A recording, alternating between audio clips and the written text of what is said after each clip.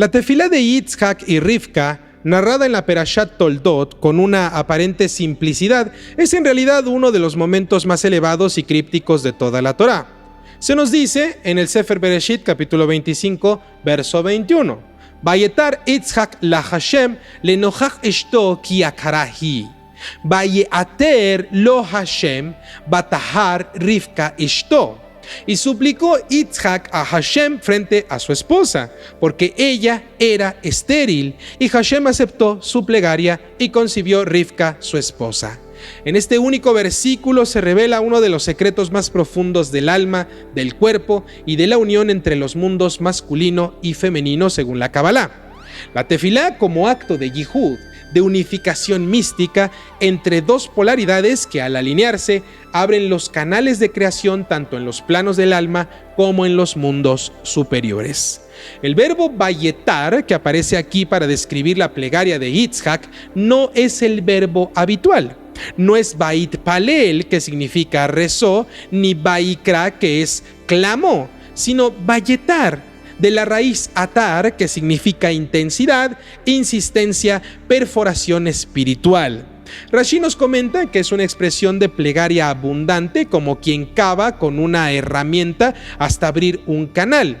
Pero los Mekubalim enseñan que vayetar es más que insistencia. Es un acto de penetración espiritual, de apertura de mundos sellados mediante la unión de polaridades que crean un canal nuevo. El Midrash nos dice que Yitzhak oraba de un lado del monte y Rivka del otro, y que sus plegarias se encontraron en lo alto y entonces formaron una sola. Este encuentro no fue solo geográfico, fue un yihud entre Neshama y Nefesh, entre lo masculino y lo femenino, entre Binah y Malhut. Según la estructura de la Sefirot, Yitzhak representa Geburah, que es la fuerza contenida, la verticalidad del juicio y la introspección que perfora la superficialidad del mundo. Rivka representa Binah, la matriz del entendimiento, el canal de la gestación, la voz interna que escucha los matices. Cuando ambos se alinean en tefilá, no están simplemente pidiendo por un hijo, están activando un proceso cósmico de elevación de las aguas inferiores conocidas como Ma'in Nukvin, hacia las aguas superiores conocidas como Ma'in de Jurín. Un ascenso que en la terminología del Sha'ar HaKavanot del Arizal es el motor de toda creación espiritual, el deseo del mundo inferior que despierta la compasión del mundo superior. La esterilidad de Rivka no es solo una condición física. En la visión de los sabios, toda matriarca era estéril. ¿Pero por qué? Porque el mundo inferior debe aprender a anhelar lo alto con pureza, pero sin manipulación. La espera es el útero del alma.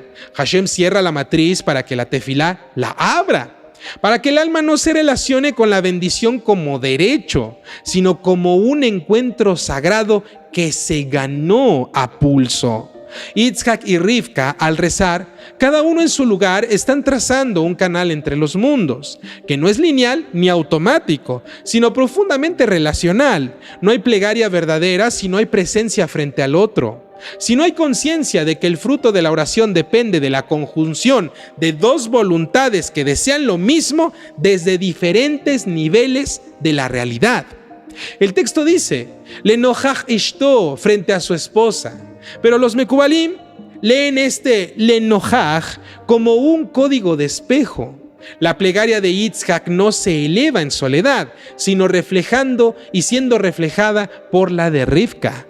Esto es el yihud, no solo orar juntos, sino fusionar dos dimensiones del alma para poder crear una nueva estructura de deseo ante Hashem. En ese momento sus plegarias no son dos líneas paralelas, sino una hélice espiritual que asciende y activa nuevos nombres divinos, nuevas combinaciones de letras que abren canales que estaban cerrados incluso en las alturas. La Kabbalah nos enseña que hay dos tipos de tefilá. La primera es la que surge desde el yo fragmentado y la segunda es la que emana desde la unidad interior. Pero también se acepta que hay una tercera categoría aún más elevada. La tercera sería la tefilá que surge de dos almas que se alinean en yihud y que entran en sincronía emocional, espiritual y vibracional. En ese espacio no solo se pide por un hijo, se genera un alma nueva, se siembra una chispa mesiánica en el seno del tiempo. El fruto de esa plegaria es Yaakov, el patriarca que sostiene la verdad, la columna central, el alma que puede habitar la paradoja de la vida. El Arizal nos explica que cada acto de tefilá entre hombre y mujer, cuando es realmente puro, cuando es bien intencionado, cuando es desde el deseo de servir a Hashem y traer luz al mundo, es un reflejo del yihud sagrado entre Zeir Anpin, el aspecto masculino de lo divino, y Nukba, que es la Shejina. Por eso, la plegaria de Yitzhak y Rivka no es solo para tener un hijo, sino para permitir que el flujo del alma de Yaakov descienda a través de un canal rectificado nacido de la unión de dos fuerzas elevadas. Cuando el alma nace de una tefilá de Yihud, ya nace con Tikkun, nace no solo para vivir, sino para elevar y rectificar. Pero aquí hay un pero. También hay aquí una enseñanza sutil sobre la reciprocidad espiritual que les quiero compartir el día de hoy. El texto dice: Vayeater lo Hashem. Y Hashem respondió a él, no a ella. El Midrash pregunta, ¿por qué el texto dice así? La respuesta es dolorosa, pero también es hermosa. La tefilá de él fue más pura porque él no era estéril. Pero esto no es un juicio sobre Rivka. Es un código místico. Yitzhak representa la fuerza de Geburá que puede abrir los canales de Biná cuando se une con humildad al dolor de la receptora. Su tefilá es aceptada porque no pide para sí, sino para su amada. En ese momento el juicio se vuelve misericordia y el deseo de la esposa se convierte en el deseo del esposo. Es decir, la Geburá se vació a sí misma para que Biná pudiera llenarse, y en ese intercambio ocurrió un milagro. En la práctica espiritual, este modelo de Yihud puede ser reproducido también. Cuando dos almas rezan juntas, no solo de palabras, sino de intención, con cuerpos alineados, con corazones sincronizados, con propósitos bien definidos y compartidos, están reproduciendo en miniatura el acto de creación.